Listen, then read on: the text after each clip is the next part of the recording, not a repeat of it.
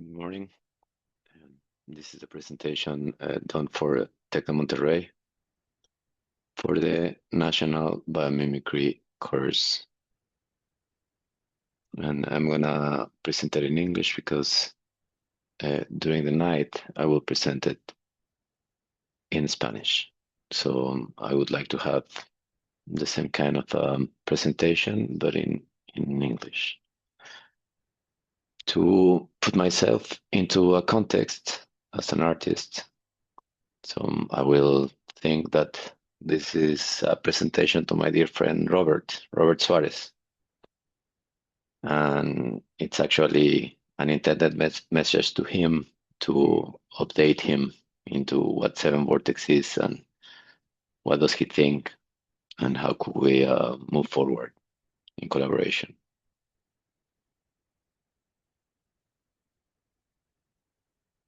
So thank you very much. This will be a 4-part presentation. One is about the intro, the other one is biomimicry, the vision, and the art behind it. So let's start with the journey, with the intro to our full life journey. And this is a phrase in Spanish: el arte es mi herramienta y el planeta es mi casa. Tengo que cuidarla y quererla como alguien que quiera a su familia, alguien que cuida a los suyos. Mi voz es digital y hace vibraciones las buenas intenciones. Vibrofishery. Y es desde aquí desde donde presento. This is the place where I'm presenting right now, and it is the art is my tool and the planet is my home. I have to take care of her and love her as someone that loves his own family, someone that takes care of their own. My voice is digital and it makes vibrations, the good intentions. Vibrofishery. My name is Hugo Araujo. I was born in Mexico City, but then I moved into the north of the country in Torreón, Coahuila.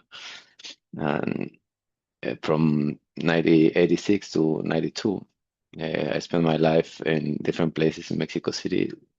This is my neighborhood. This is my secondary school, my high school, my neighborhood in the high school. And then also that I was part of the team, the sports team of the Tec de Monterrey, industrial engineering from the Tec from Mexico City, and the internal code for different campuses. I also work as a marketing and sales manager, brand manager, key sales operator or manager as well for Nike, Unilever, and Kimberly-Clark. And I did a master in European business in between Oxford and Paris. And from 2012, I started with this journey of being a biomimicry artist and including in my pieces the living system patterns.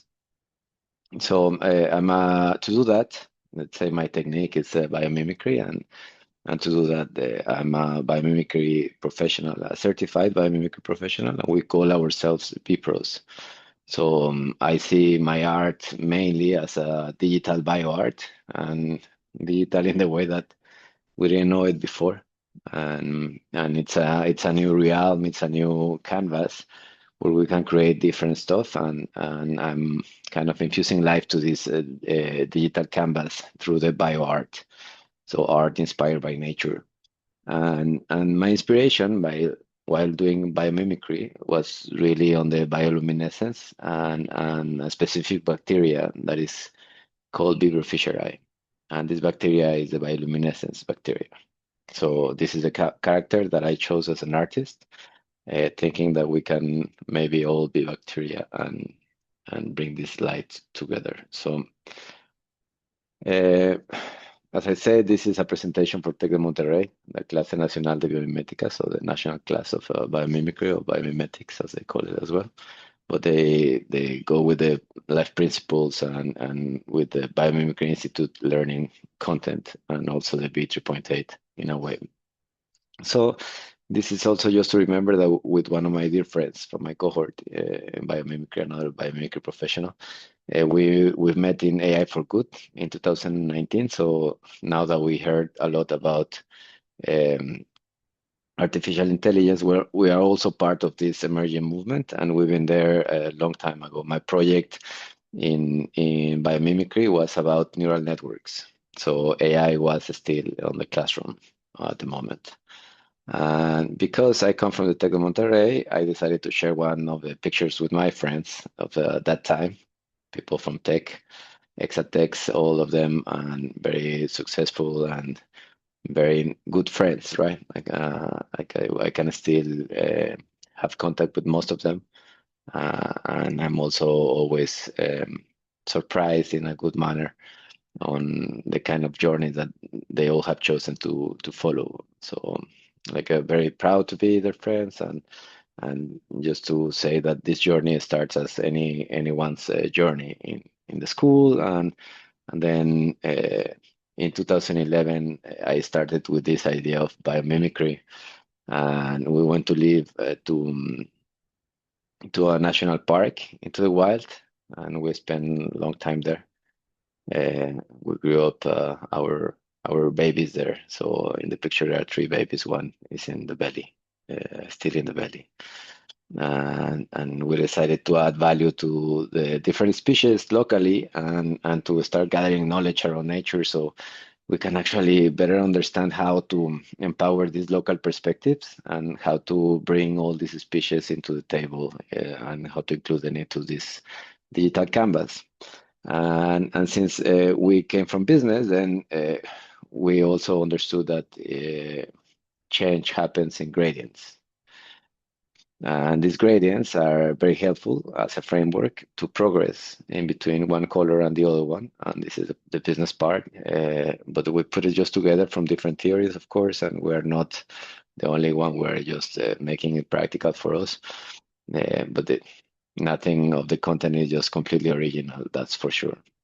So the generative is the first part. It's about extraction, destruction, and violence. Then we have sustainability, or being sustainable, which is kind of draw, and we affect less, we harm less, and we're on the right track. And that's completely fine. And it comes usually from like changing an industry to start being sustainable. And then from sustainable, we start building resilience. And building resilience means that we have different alternatives, different capacities, different options. So let's say uh, strengthening this idea of diversity and biodiversity into an ecosystem. And then it becomes really regenerative, because these healthy living systems, ecosystems, bioregions, or watersheds, they are kind of really producing back abundance for the rest of the living beings in depending on this watershed. And then over time, if we take care of all this, then we can also be flourishing, successful, generous, abundant in general. So, but that takes time. So first of all, we need to create better conditions, and we need to take care of these conditions so it could regenerate, and then we can become abundant. And we have shared this perspective in all different places, especially in the COP16, where we also have presented as a family in 2024. And we've been using our tools, for example, for securing 1,000 kilometers of a biological corridor for the Jaguarundi, which it will be in the middle of the sugarcane plantations. And that led us also to try to better understand the place, to make sense of the place. We have different economic activities. We need more grounded decision making, anticipating priority topics, areas, like having a predictive model or a way to forecast different scenarios so we can better understand the dynamics of the place. And why not to understand everything as a bioregion, like in the Amazon forest, for example, in the Amazon jungle. In multi countries, they can overcome these limitations of the let's say governments, because we'll all be taking care of as a whole, as a bioregion, and that will serve everyone in a positive way. And that helps us to see it also as an impact investment portfolio. And this is the kind of tools that we have put together. as a mobile tool for different organizations. So you can see the place of your projects, how they are moving forward, in which let's say cycle, temporality, or time are moving, who is responsible, where are the authorizations, where is the project going, and who is around it. So that it will be the social network, and then also including a dynamic profile. And with this dynamic profile,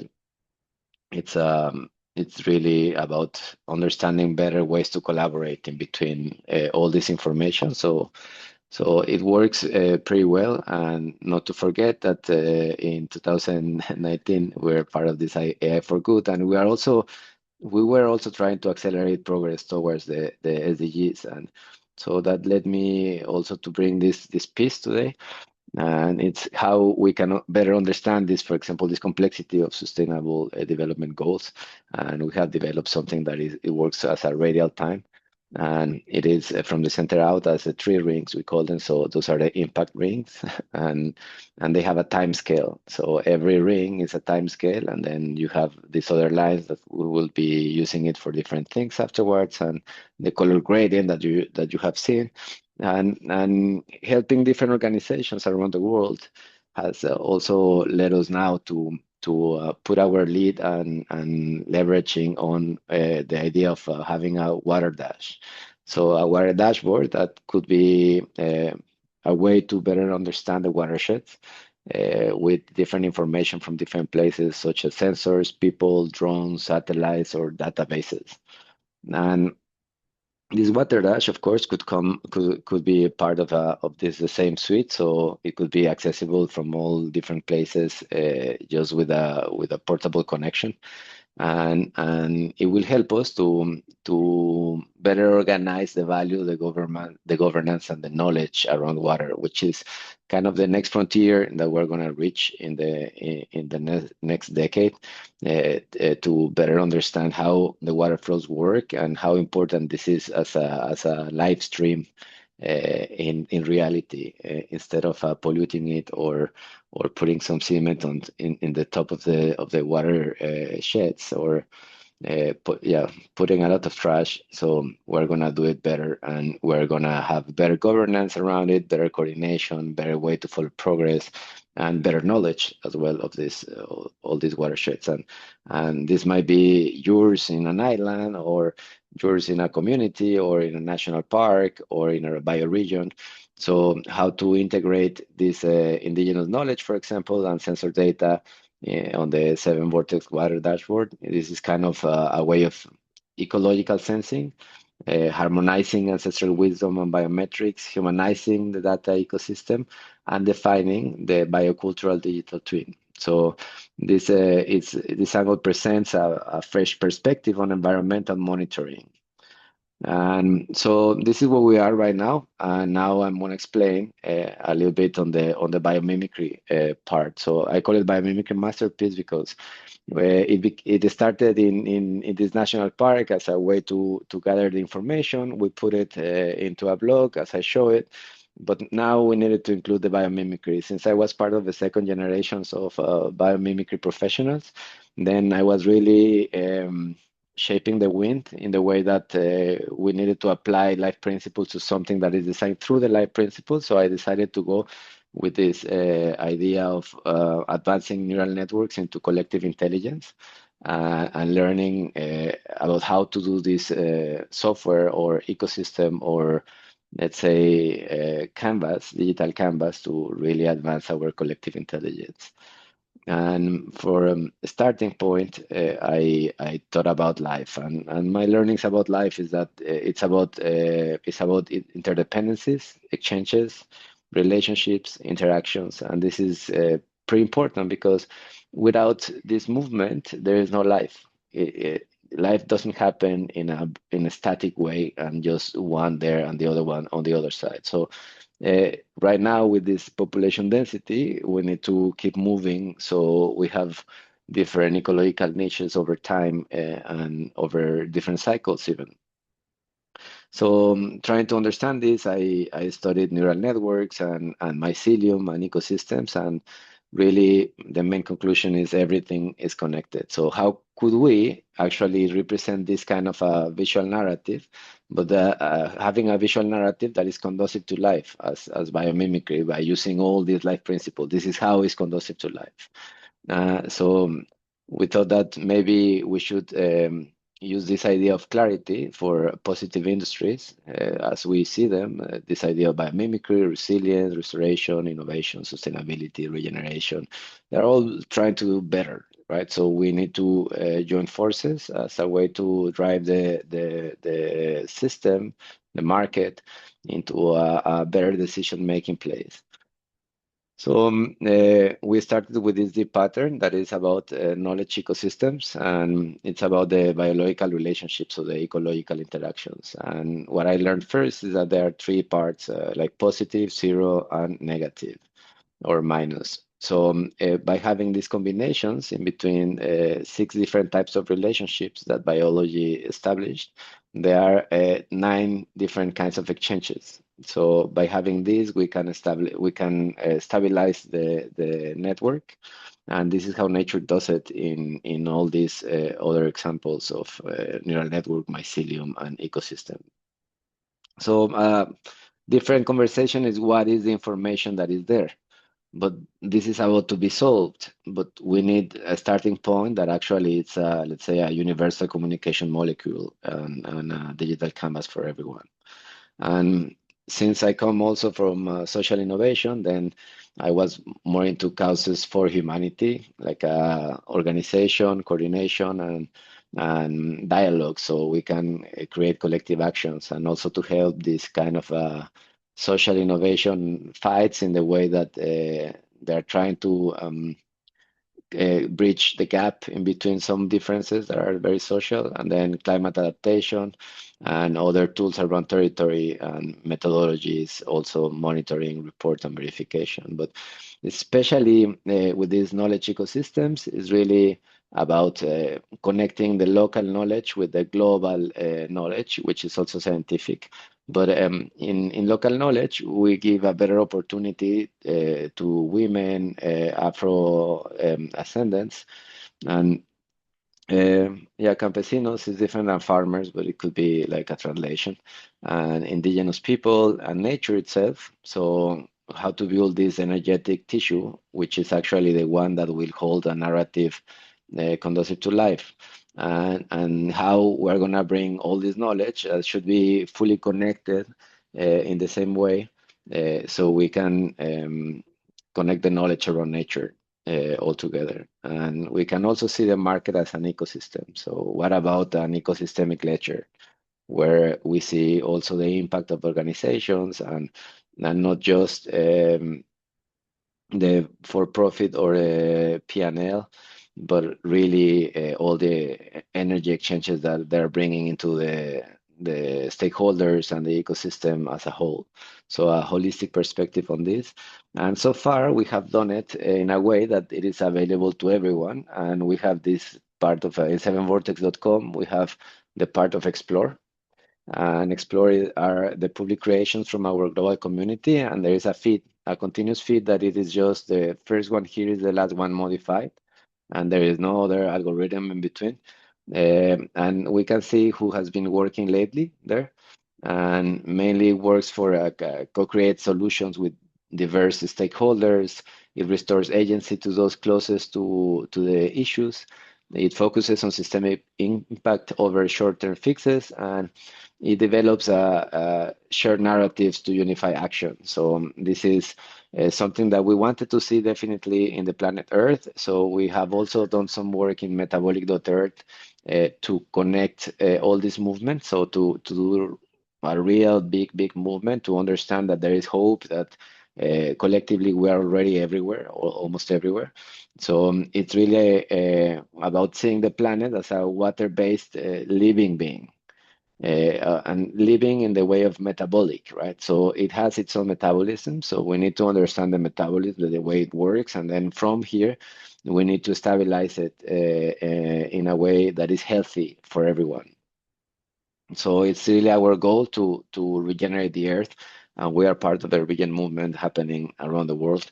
And in the COP as well, for example, I was able to map some dialogues in between artists, science, and local artists as well. So you can see there how it worked during the COP, and that was with Monica that I'm working now with her in the UCLA for the marine biology class. And not just with her, I have teamed up also with different people from different places and a lot of, let's say, great universities and different governments, different institutions within the governments, also consulting companies, also regenerative like initiatives, and even with the European Union and the government of the water and the Ministry of Infrastructure in the Netherlands. And for example, a long time ago in 2019 as well,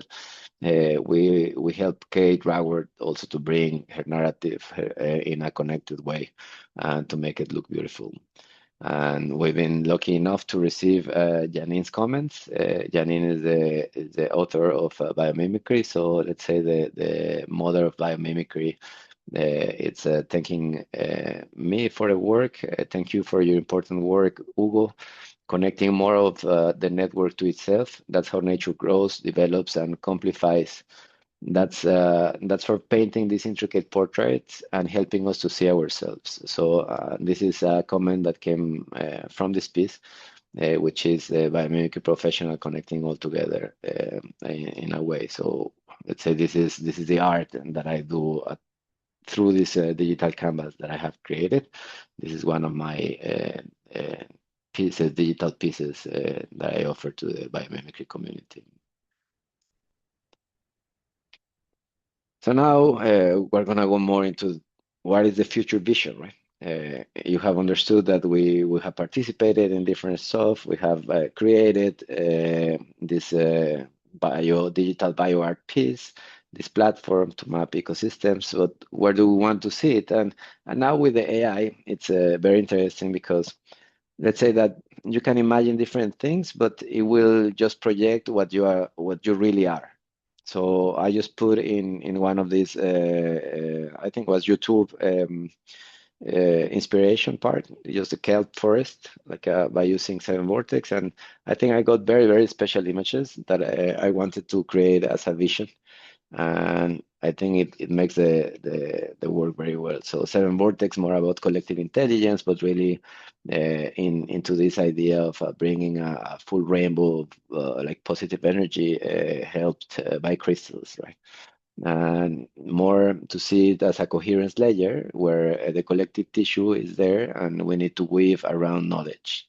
And if we do it together, then it will become healthier, stronger, and the unit will be, let's say, a living being in different scales, but that will create a building block that is easily traceable in the way that it interacts with the whole ecosystem. So we'll have focus on the relationships as you saw it, but now it looks more like how actually the living systems are working and how can we see this flow uh, glowing there and going from one side to another. So we really start to understand the true intelligence behind nature, right? Because this calculus has been put so much far away from us because it's too much, right? We cannot handle this, but we believe that now with this computing power, we can use it for let's say a useful purpose for humanity, which is trying to understand the intelligence behind the living systems and the living ecosystems, and all this by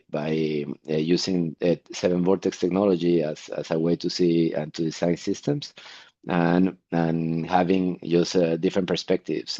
So, for example, in the virtual part, it will be very interesting to see it as an augmented reality as well, to better understand the ecosystems and to to honor the keys of this ecosystem, the key organism, the keystone organism of this ecosystem in a way that is proper of their contribution to the living tissue, and putting seven vortex as a way to regenerate the earth. So I think this is where we want to the company to be and where we want the technology to follow, and we're still looking for the right investor. So if you feel attracted, then just ring me a bell and let me know. We can have a conversation. Then we also have the biomimicry art, and that is what I call the bio art, but I put it in this presentation as biomimicry art so we can get related again to the same kind of principles without moving too fast. But let's say to these principles, I also put my humanity, my deepest humanity, which is really about hope. So this is one of my pieces where I see myself intervening the cash machine everywhere as a way to say like now we are controlling this. That is not anymore about numbers, but it's really about hope.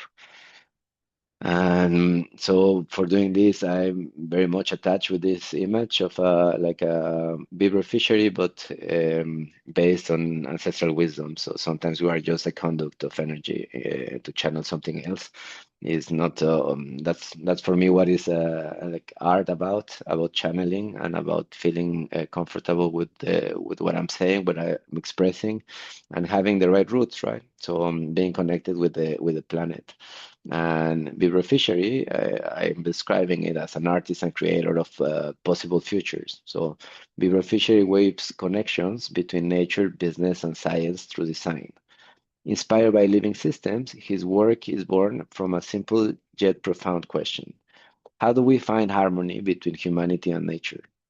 From grassroots communities to global biomes, he designs with intention, beauty, and respect for all forms of life.